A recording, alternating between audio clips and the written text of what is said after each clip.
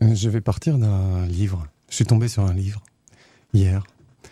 Un livre d'Emmanuel Carrère, D'autres vies que la mienne. Et dans ce livre, il nous raconte, entre autres, l'histoire de deux, j'allais dire deux petits juges, mais non, ce sont deux grands juges. Et l'un des deux s'appelle Étienne.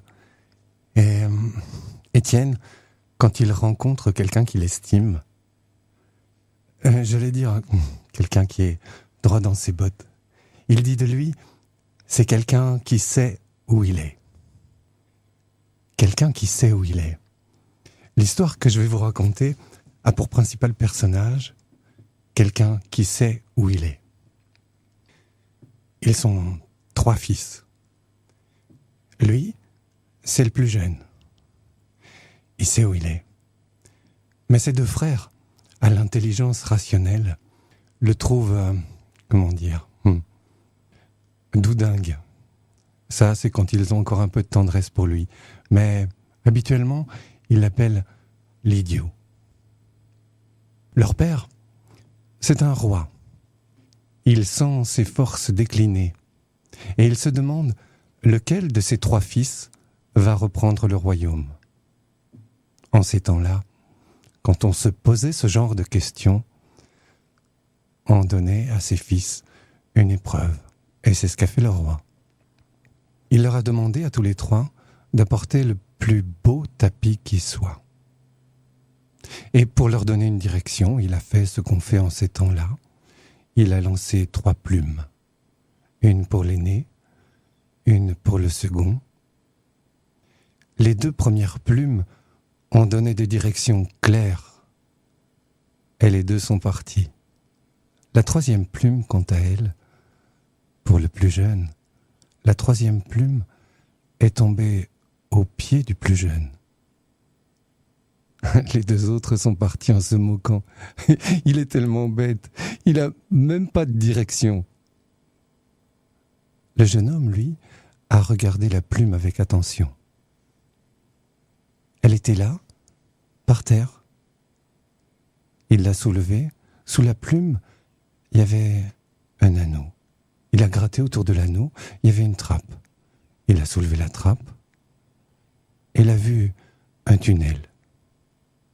Un tunnel qui s'enfonçait dans la terre. Alors, il est descendu. Bientôt, tout était noir autour de lui. L'odeur d'humus et la peur. Il s'est laissé guider par son sens de « je sais où je suis ». Et il s'est retrouvé en face d'une porte. À tâtons, il a reconnu une porte. Alors, il a frappé et il a entendu de derrière la porte une voix qui a dit « Grenouillette, petite renette, va donc ouvrir la porte !» Et la porte s'est ouverte en grinçant. Devant lui, il avait sur un... comment on appelle ça ? Un trône. Un trône, mais vieilli. Il y avait des toiles d'araignée, il y avait... Le plus simple est de vous dire que tout était d'or, mais terni. Et sur ce trône, une grosse mère grenouille. Et autour du trône, une myriade de petites rainettes qui sautaient et qui regardaient le nouvel arrivé avec des yeux ronds. « Qu'est-ce que je peux pour toi ?» Et le jeune homme a dit qu'il cherchait un tapis le plus beau qui soit. « Grenouillette, petite rainette, apporte donc le coffre !» Et une grenouille s'est approchée avec un coffre. Le coffre ouvert, on a pu voir un tissu. Ce tapis, il était là, devant les yeux du jeune homme. Alors le jeune homme est remonté vers le château. Ses 2 frères étaient déjà là. Ils avaient cueilli sur les épaules de quelques paysannes, qui l'un un châle, qui l'autre un tissu ordinaire. Quand le père a vu le tapis du plus jeune, il a dit « C'est toi, mon fils, qui va reprendre le royaume. » Bon, les deux autres se sont insurgés. Écoute, père, c'est certainement un coup de chance. On ne peut pas donner le royaume dans ces conditions. Alors le père a donné une seconde épreuve. Il leur fallait revenir avec un anneau, l'anneau le plus beau qui soit. Les 3 plumes ont volé. Le jeune est parti directement chez les grenouilles. La porte s'est ouverte et le coffre a découvert un anneau ciselé, un anneau si beau qu'on n'en fait pas de pareil dans le monde ordinaire.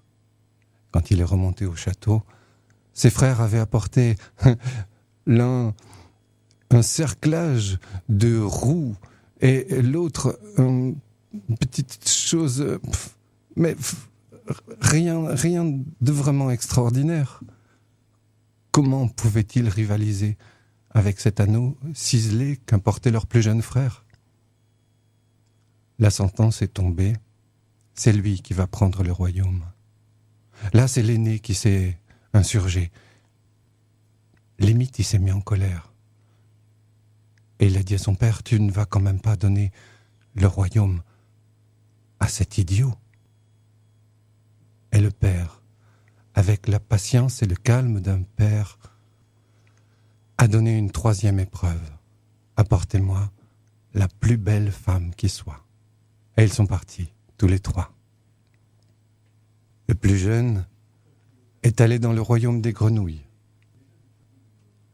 Et quand il a fait sa demande, la mère grenouille lui a dit « Mais je peux beaucoup pour toi, mais ça, je ne peux pas. Ça va pas être possible. » Le jeune homme était désemparé.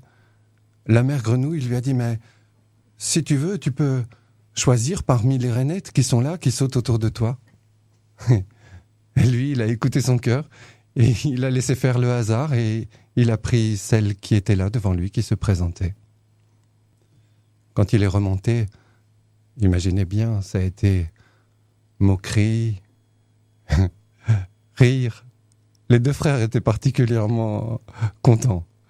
Enfin, ils allaient pouvoir faire valoir que leur intelligence était adéquate. Le plus jeune tenait précieusement sa grenouille dans les mains. Il était triste qu'on se moque d'elle. Il a pleuré. Une larme a coulé. Elle s'est transformée devant les yeux de tous en une merveilleuse princesse, mais ça, vous l'aviez déjà deviné. Les 2 frères n'avaient plus qu'à s'incliner, mais non, il leur fallait encore montrer une dernière fois leur force, leur puissance. Alors, c'est eux qui ont demandé une toute dernière épreuve, après quoi ils s'inclineraient définitivement. Ils ont demandé, en désignant le chandelier en fer forgé, un grand cercle qui éclairait toute la salle du château, ils ont demandé à ce que les 3 femmes sautent dans le cercle. Les 2 premières, celles qui avaient amené les 2 aînés, une a raté le cercle, l'autre s'y est accrochée. Vous avez bien compris que la 3e a fait un saut de biche pour une femme grenouille. C'était quelque chose. Depuis ce temps, le jeune homme et sa princesse règnent sur un royaume où tout le monde peut s'inspirer de leur façon d'être. Ils savent où ils sont. Leur mariage a été célébré avec des mets extraordinaires et moi j'ai été particulièrement intéressé par les cailles farcies. Quand j'ai eu envie de les goûter, je me suis approché et là il y a le cuisinier qui m'a attrapé par l'oreille, qui m'a donné un coup de pied au derrière et qui m'a dit « Non, toi tu ne participes pas au festin, toi, tu racontes l'histoire. » C'est ce que je viens de faire.